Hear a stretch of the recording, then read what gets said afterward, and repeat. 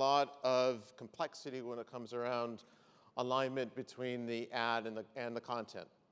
So one of the things we said, and this was one of the open switches we had from our annual conference in March, is understanding the ROI of contextually relevant advertising. And so we worked with IRI in their digital lift product. And I'll share a little bit. Andrew did all the matching. Banu did all the statistics about it. So we had the CEO's strong attention from it.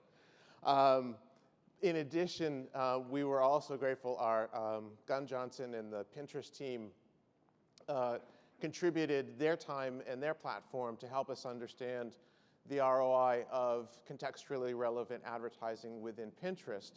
They're still working on that analysis, and we will be featuring that at our July 13 event in Chicago that Scott mentioned this morning on social and digital optimization.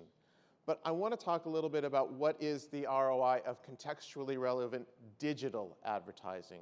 So I'm going to focus there. So look, our hypothesis was this. Ads that are placed on sites that have higher thematic alignment with the brand and that have higher consumer attention ought to generate a higher ROI or return on ad sales, as well as a higher sales lift. It ought to do better, right? So visualize it. If you figure alignment, higher alignment goes left to right, higher attention goes up and down. If you've got an ad which is highly aligned and has high consumer attention, it ought to generate a higher sales lift, and it ought to generate a higher ROI. But here's the thing. We know that programmatic buys can be incredibly cost efficient. It could be 4 to 5 times less than a direct buy. So it could be that you might end up with a sales lift which is actually, with an ROI which is actually higher if the ad is placed on a less aligned site just because it costs less. So how do we sort this through? What we did was this.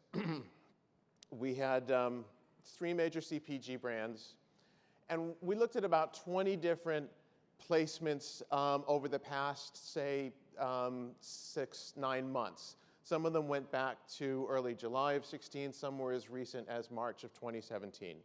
It was digital and mobile ads, it was display, and it was video.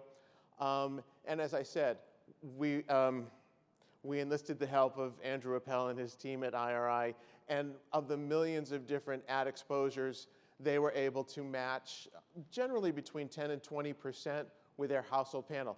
Does this chart look familiar? Remember this one? Andrew did 1, 2, 3, 4. Banu did 5. Banu did the statistics. And then we said, okay, how does this project? What we did, as I said, is we had 20 different ad placements. And we said, okay, how does it align? How does the content of the site align to the brand? And we just bucketed it, high, medium, low. And we said, what about the attention? How much attention do consumers pay to those individual brand sites? So with the help of LiveRamp, ComScore, we were able to sort this information, and then the IRI team used that household analysis, pre-post, test and control, and looked at the incremental lift. And aggregating across all those campaigns, we said, wow, sales lift for higher aligned content is much stronger than moderately aligned and lower aligned content. And wow, the ROI is stronger too. We're great, we're done. Done, works. But we employed RADA's sniff test. And we looked at it and said, you know what? This is just a little too perfect. Something doesn't make sense. So we peeled back the onion a little bit, and we started breaking down campaign by campaign. And when we looked at it campaign by campaign, the red line there you see is the aggregated results. Those are those bubbles. And we could see tremendous variability. And even to the point where some campaigns which we had said were low alignment to the brand actually delivered higher lift and ROAS than executions which we said were highly aligned.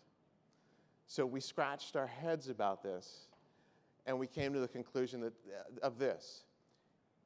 Content by itself is not sufficient. It helps. It certainly does help. But you've got to get the fundamentals right. As we've been talking about, you've got to get the fundamentals right of understanding the brand essence, delivering excellent creative at the right time to the right target.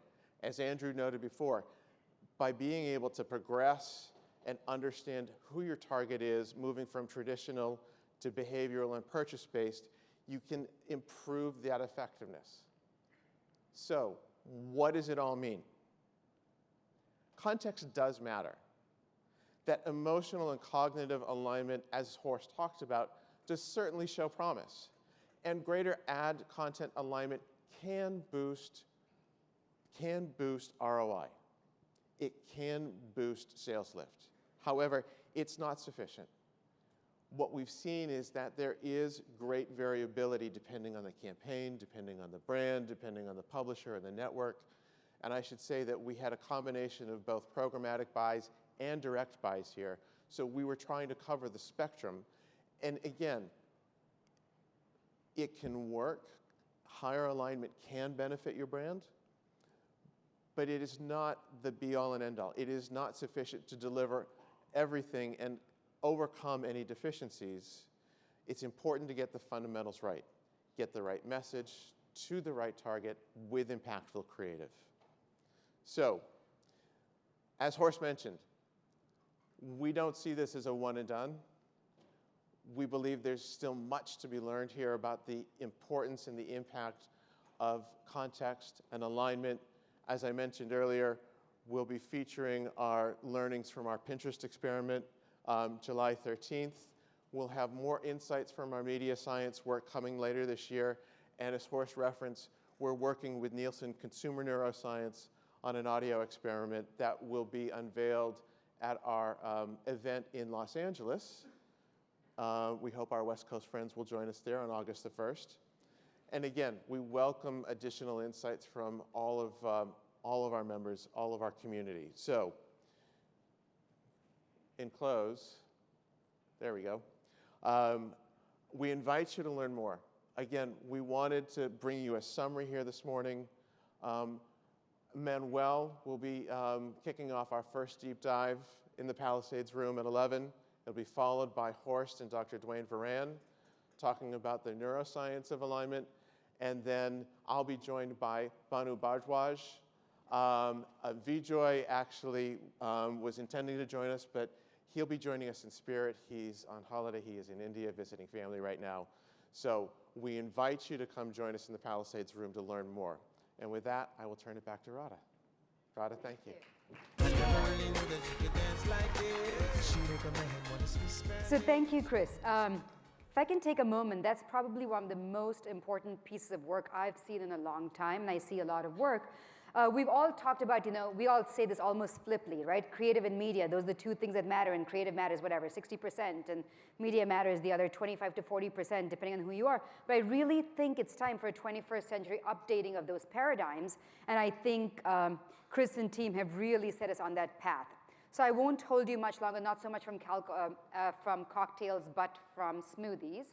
So let's have a mini break. Let's reconvene for deep dive sessions. And more importantly, at 12:50, back in this room to honor my dear friend, Jim Spaeth, for his award. So see you back here at 12:50.